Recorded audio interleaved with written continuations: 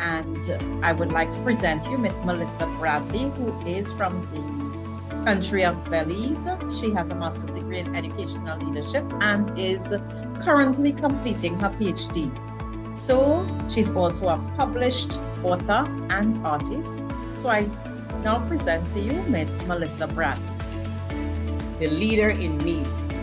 So my focus today is looking at my journey as a leader and where it started for me, and what teachers are doing already that shows the leadership in them, as we rightly discussed previously, that all teachers are leaders. So just a little bit about me, a history about my leadership and what actually molded me as a leader. It started out from church, through the church, Salvation Army. I grew up in Salvation Army, and in Salvation Army, we usually wear two S's on our shoulders, one on the right and one on the left. And the S stands for saved to serve, saved to serve. And it's the same thing we do as teachers. All teachers are people who serve others.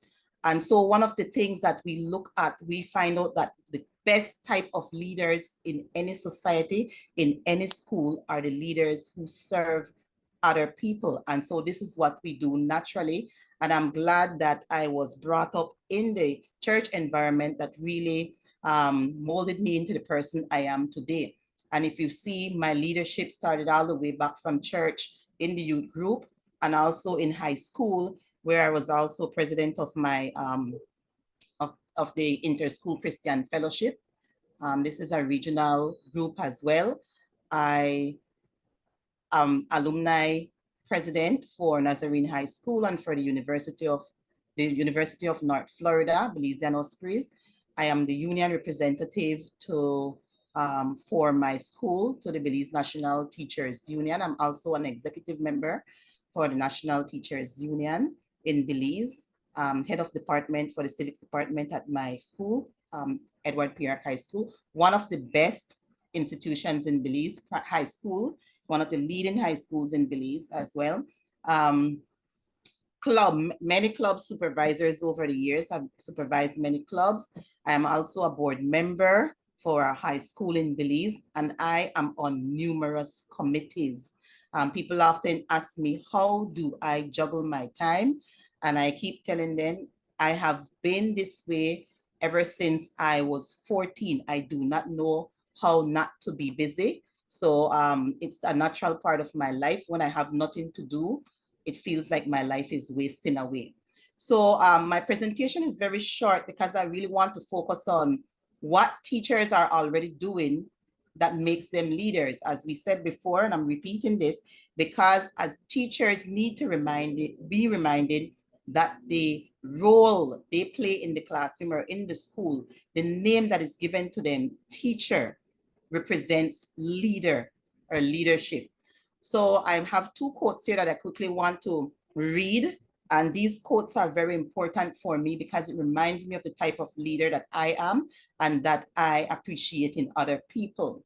So let me see, I have something in my way here. All right. So leadership is the ability to guide others without force into a direction or decision that leaves them still feeling empowered and accomplished. This is by Lisa Cash Hansen. So one of the things that we need to focus on as leaders when we get into the classroom, we find ways all the time as teachers to get students to do work without even forcing them to do it, because we help them to see the value in getting the work done. And so the students get these things done. And we can look at that when it comes to students, when it comes to our peers, our colleagues, when it comes to administration, how we assist administration as leaders as well. So it's important that we do not use force in our leadership. Another important quote that I appreciate: the key to successful leadership is influence, not authority. So by Kenneth H. Blanchard, right? Influence, not authority. Having authority doesn't necessarily make you a good leader. but your ability to influence people in a particular direction, that is what makes you a good leader. And so we need to look at that, because leadership is not about you having power over other people, but it's how you influence the lives of other people so that they want to be different, they want to do different, and they want to lead others into a better path as well. So as leaders, we need to be reminded of what actually allows us to be influential when it comes to our leadership abilities and when it comes to dealing with other people. So I focus more here on what teachers are already doing. One of the things, as I said previously, is that we need to remind teachers that they are leaders. The job itself places them in a leadership position. But a lot of times teachers look at teaching and say, you know what? There is no way to move up in teaching, because there are only so many principals or vice principal position that can open up in a school. And so a lot of teachers do not really operate as a leader in the position that they have at the school. And sometimes this goes against what the school needs to reach its goal. So if teachers understand that being a teacher in that capacity, they are already a leader, then they need to foster that, find ways to foster that. And so these are some of the ways. I looked at 8 ways in which teachers are already being leaders in their capacity as teachers. So the first one is curriculum development and implementation. We note that often ministry comes to us, the school would come and we would discuss these same things. What can we do to improve education for our students? What is working and what is not working? And the best people to work on the curriculum are the people who are already in the field. They know what the needs of the students are, and they know what they have to work with on a day-to-day plan, right? So the best people to work on curriculum are not people that you hire or you pay on a contract to deal with the curriculum. It's the people in the classroom who can identify the individual needs of students and make that shift so the curriculum is more student-centered than teacher-centered. And then we look at mentorship and professional development. We have a lot of teachers who I believe should get a little certificate or something in counseling, because this is something that we do often. I'm not saying that it's something that should be forced. If the teacher is leaning on that side, and let's say we make this available for teachers who are already operating in this capacity, because teachers mentor their peers, their colleagues on a daily basis, and they also do so for students, even for teachers, even for, sorry, not teachers, parents. Sometimes teachers end up mentoring parents as well. And so we need to understand that equipping teachers with the professional development that they need to continue to operate as a productive teacher is one of the things that we need to focus on. So we move on from that and we look over to collaborative decision making. Leaders make decisions, but when we collaborate with others, the decision making is more democratic. And so we get different perspective.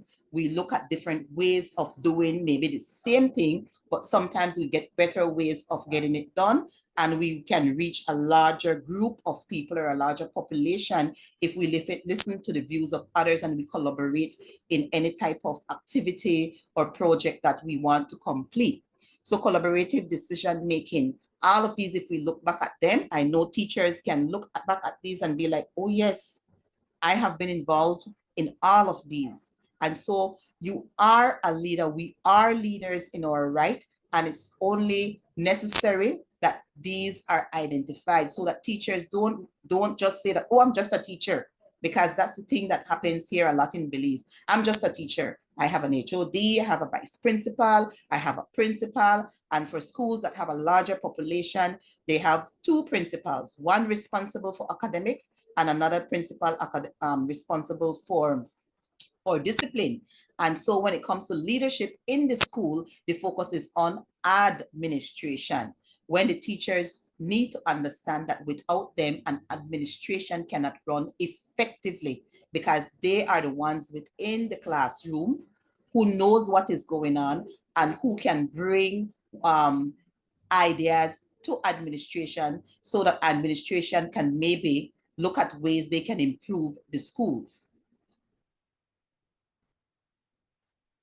So as we continue with what teachers are already doing to show that they are leaders, we look at implementing educational innovations. I noticed that we had, I can't remember the name of the presenter earlier, who deals with its computer robotics. I know robotics is something that is really catching on here in Belize. Innovation, getting teachers to look at whatever skill they have, whatever talent they have, and find new ways to teach in the classroom using experiments, allowing students to do rather than telling students what to do, having students research, having students more active in their own learning. So these are some of the things that teachers are doing. Now we have the new curriculum that we are working with, and we see it allows students to do a lot of projects. It allows students to take on leadership roles in the classroom, and teachers act as guide for these students. So this in itself is something that should be praised and admired, because it's pushing the students forward. So leaders, what leaders do not only have followers, but leaders also create leaders. And so the teachers allowing students to be independent, to do research, to work in groups, to learn to cooperate and collaborate together, they're actually building leaders in the classroom, and they're encouraging students to think independently. Engagement with the wider community. As teachers, we often go out into the community. Sometimes we invite community members in the school to speak to our students or to partner with us on different projects and so forth. So these are things that are already being done in the schools. And so when teachers do this, a lot of times they do it because they believe it is an expectation for them at the school. However, when we get involved in community activity, we are showing the community what is happening in education in the schools, and we are also reminding them that all stakeholders are important when it comes to educating our students and moving on progressively in the classroom or in schools as a whole. So advocacy for policy change. Now, for policy changes, we are living in changing times, and some of our school policies, some of our rules, while we appreciate them, respectfully, they are outdated. And so some of these rules need to match with the time that we are in. We have teachers questioning some of these rules, because we have teachers who are advocates who want to make sure that certain educational practices are fair to students. However, because we have particular education rules or school rules that we must abide by, we sometimes disenfranchise the students, or sometimes we might mistreat the students based on the rules, because we look at the rules rather than the needs of the students. So when we operate as an advocate for the needs of our students, we are acting in capacity as a leader. Role modeling and inspiration. I recall my children in primary school and even up to high school. You cannot say anything bad about their teachers. If the teachers say this is so, you best believe it is so. I remember in Infant 1, my son came home and he was adamant about the spelling of father. So we were like, okay, why do you spell father with a D? Because my teacher taught me how to pronounce and and he's telling us that father is spelled with a D. I took out the dictionary and I showed him the spelling of father, and he looked at it. But the pronunciation my teacher used, and said, okay, I will not argue with you over your presentation. Well, mommy, maybe my teacher can teach you and daddy how to spell. All right, so that is what we were told. And they grew up throughout their lives in primary school and high school, just loving their teachers, and everything the teacher says is right. So the teachers in the classroom are role models, and we need to make sure that the lives we live in front of our students are lives that are positive and lives that will influence them for the better. Because that one experience with my son in Infant One made me realize how powerful the job and the role of a teacher is. And so what we do in the classroom is important because we can either make or break a child. So as I said before, the 8 categories that I discussed looks at what we are already doing as teachers. And so it is important that as teachers, we maintain our identity as leaders, and not just leaders, positive leaders. Positive leaders who continue to be innovative, who continue to contribute to positive change, and who continue to represent the education system and the profession that we love so much. Thank you all very much.